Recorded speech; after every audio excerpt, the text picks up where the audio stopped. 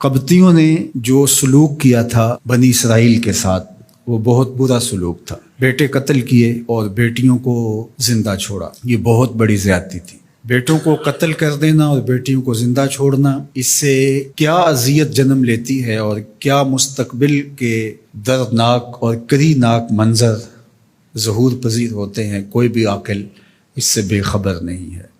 کسی قوم کے اندر مرد نہ ہوں اور عورتیں ہی ہوں تو پھر کس ذلت سے وہ قوم گزرتی ہے۔ اور پھر وہ قوم پیغمبروں کی اولاد تھی، ملوک کی، بادشاہوں کی اولاد تھی، اور اللہ نے ان کے اندر حسن اور جمال اور خوبصورتی بھی رکھی تھی۔ تو یہ کتنا دردناک منظر تھا۔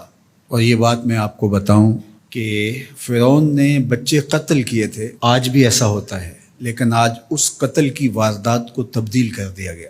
اکبر الہ آبادی نے کہا تھا، یوں قتل سے بچوں کے وہ بدنام نہ ہوتا، افسوس کہ فرعون کو کالج کی نہ سوجی۔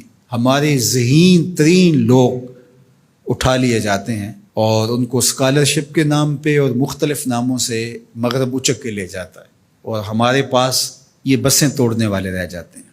یہ جو ملک کے اندر ہمارے ہو رہا ہے، جب سے ہم نے ہوش سنبھالی ہم نے تو یہی قوم دیکھی ہے جو اپنی املاک جلا رہی ہے، ہم نے تو یہی قوم دیکھی ہے جو گالی گلوچ کے بازار کو گرم کیے ہوئے ہے، جو حیا باغتا ہے، ہم نے تو یہی قوم دیکھی ہے جو اخلاق کا جس کا دیوالیہ ہو چکا ہے۔ اور ہماری قسمت میں یہ کچھ ہے، سیاست میں دیکھ لیجئے، مذہب میں دیکھ لیجئے، سرمایہ داری میں دیکھ لیجئے، حکومت میں دیکھ لیجئے، اپوزیشن میں دیکھ لیجئے، ہمیں تو یہی دکھائی دیتا ہے۔ آج ملک کے اندر جو بے چینی ہے، اضطراب ہے، انارکی ہے، جتھے آگ لگا رہے ہیں، فوج کے خلاف نعرے ہیں، سیاستدان آپس میں گتھم گتھا ہیں، یہ جو کچھ ہو رہا ہے، تو قرآن مجید کی ایک آیت مجھے بار بار یاد آتی ہے، الیس منکم رجل رشید، تم میں کوئی بھی سمجھدار آدمی نہیں ہے، کوئی ایک شخص بھی سنجیدہ اور متین نہیں ہے، کوئی ایک بھی رجل رشید نہیں ہے۔ آج اوپر سے لے کر نیچے تک دیکھ لیں، ایوان کی کارروائی ہم دیکھتے ہیں تو کیا وہاں ہوتا ہے؟ کوئی دانش کدہ نظر آتا ہے کہ وہاں کوئی عقل و بینش کی بات ہو رہی ہو؟ ملک میں آگ لگی ہوئی ہے، کوئی بیٹھ کے سوچنے کے لیے تیار نہیں ہے کہ کوئی حل نکالا جائے۔ انارکی پھیلی ہوئی ہے، بے چینی ہے، اضطراب ہے، سرکاری املاک سے لے کر کے نجی املاک تک کوئی بھی محفوظ نہیں ہے، تشدد ہے، افتراق ہے، گالی گلوچ ہے، زبانیں ہیں کہ کیا کہیں۔ الیس منکم رجل رشید، تم میں کوئی بھی سمجھدار آدمی نہیں ہے۔ تو وہ بچوں کا قتل کرتا تھا اور یہاں بچے اچک کے لے لیے جاتے ہیں۔ اتنی صلاحیتیں کس کام آئیں تو اوروں کے کام آئیں۔ اور فرعون آج تک بدنام ہے کہ وہ قاتل ہے بچوں کا۔ اکبر الہ آبادی نے کہا کہ افسوس کہ فرعون کو کالج کی نہ سوجی، وہ یوں کرتا تو بدنام بھی نہ ہوتا اور داد بھی پاتا، اور جو مقصد تھا وہ بھی اس کا پورا ہوتا۔ اللہ اکبر، یہ کہانی دردناک ہے لیکن مضمون آگے بڑھانا ہے۔